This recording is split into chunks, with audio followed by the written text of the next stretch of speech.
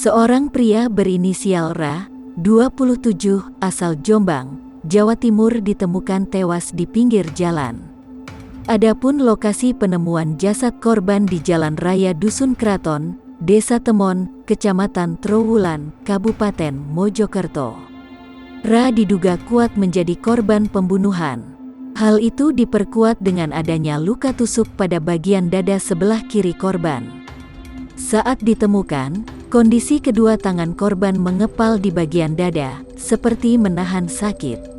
Demikian disampaikan oleh Kapolsek Trowulan, Kompol Imam Mahmudi. Jasad korban ditemukan sekira pukul 15 waktu Indonesia Barat. Saat itu, Yuni hendak mengantarkan anaknya mengaji melewati lokasi kejadian. Ia pun kaget saat melihat sesosok pria muda tergeletak dalam kondisi penuh luka di pinggir jalan.